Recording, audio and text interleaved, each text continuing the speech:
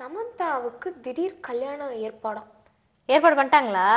நான் நினைச்சேன், அப்பயே நினைச்சேன். நான் வந்துட்டு பீக்ல இருக்கும் போதே நான் வந்து கல்யாணம் பண்ணிட்டு போயிடுவேன், குழந்தை பத்திட்டு போயிடுவேன். நான் என்ன சொன்னேன், இப்ப உங்களுக்கு கல்யாணம் நடக்க போகுதுன்னு என்ன நீ தானே சொன்ன ஏற்பாடு பண்ணிட்டாங்க. சும்மா சொல்லி முடிக்கிறதுக்குள்ள நான் நினைச்சேன், நான் சொன்னல நீ பொங்கனா, அதுக்கு நான் பொறுப்பில்ல பேபிமா. ஒரு வார்த்தையை சொல்லி நீ பொங்க வச்சுட்ட. நீ சொல்லு என்னன்னு. சமந்தா வந்து இப்போ கத்தி படத்துல நடிச்சாங்க, செம்ம ஹிட் ஆயிடுச்சு அந்த படத்துல.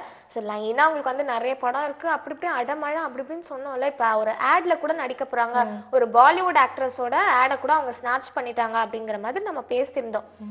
இப்ப பார்த்தா அவங்களுக்கு கைவசம் 2 படம் தான் இருக்கான். ஐயோ, ஆக்சுவலா வந்து ஒரு மலையாள படத்தை ரீமேக் பண்ண போறாங்க, தெலுங்குலயும் சரி தமிழ்லயும் சரி. அந்த 2 படம் தான் இப்ப அவங்க கையில இருக்கு. ஓகேவா?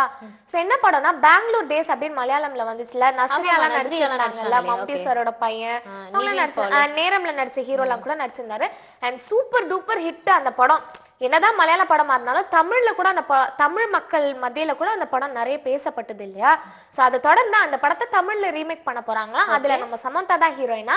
அண்ட் ஹீரோ யாருன்னு பார்த்தோன்னா அவங்களோட எக்ஸ் லவரா இல்ல பிரசன்ட் லவரா இல்ல ஜஸ்ட் ஃப்ரெண்டா என்ன சொல்றதுன்னு எனக்கு தெரியல. சித்தார்த் தான் வந்து ஹீரோவா நடிக்க போறாரு. தெரிஞ்ச பையன், அவங்களுக்கு தெரிஞ்ச பையன் ஹீரோவா நடிக்கிறாரு. ஓகே, அவங்களுக்கு ரொம்ப க்ளோஸான ஒரு தெரிஞ்ச பையன் வச்சுப்போமே. தெரிஞ்ச பையனா அது வந்து ஏதோ மாதிரி ஆயிடும். தெரியும் பைவரா அப்படிங்கிற மாதிரி ஆயிடும். அப்படிதான் சொல்லிட்டு போனாங்க போன வாரம். பட் இருந்தாலும் நம்ம சித்தார்த் பாவம்ல, சித்தார்த்காக நம்ம இப்படி சொல்லிக்கலாம், வாயில பூச்சிடாது. எஸ், சித்தார்த்தும் சமந்தாவும் சேர்ந்து இந்த படத்துல நடிக்க போறதா ஒரு டாக் இருக்கு. பட் இது எந்த அளவுக்கு உண்மை போய்ங்கிறது தெரியல. அபிஷியல் அனௌன்ஸ்மெண்ட் வந்தாதான் நம்மளுக்கு தெரியும்.